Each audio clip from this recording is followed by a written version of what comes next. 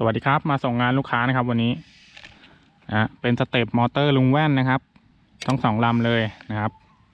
พร้อมเล่นเลยนะครับเดี๋ยววันนี้จะมาลองให้ดูนะครับส่งงานลูกค้านะครับวันนี้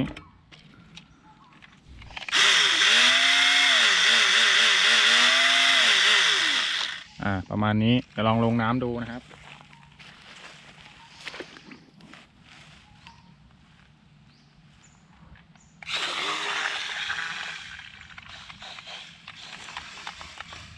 แรงใช้ได้นะครับเล่นสนุกมันเลี้ยวง่ายๆนะครับ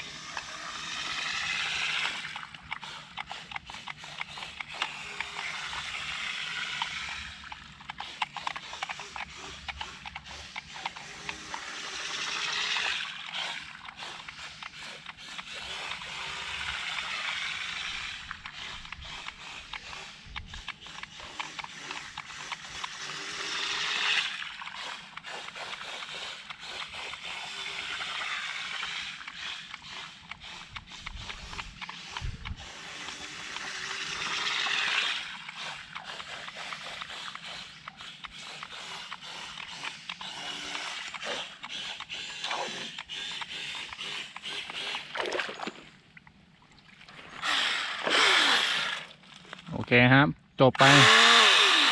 แล้ว1 ลำนะครับแรงๆเลยราคาไม่แพงนะครับทักเข้ามาได้เดี๋ยวมาดูลำนี้กันบ้างนะครับ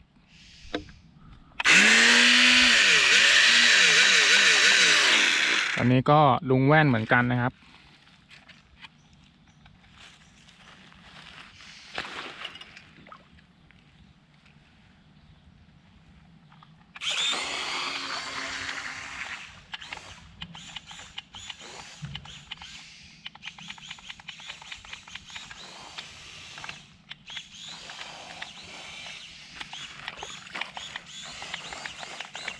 ติดใบไม้นะครับ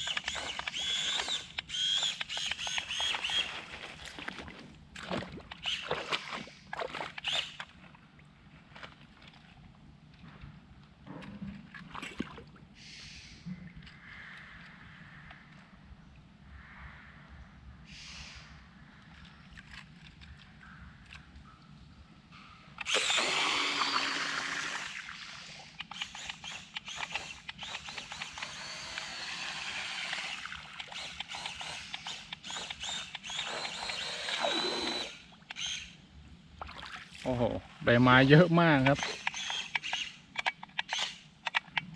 โอเคก็เดี๋ยวคลิปจะยาวก็พอแค่นี้แล้วกันนะครับใครสนใจก็ทักมาได้ครับไม่แพงนะครับมอเตอร์ลุงแว่นนะครับแรงแน่นอนครับ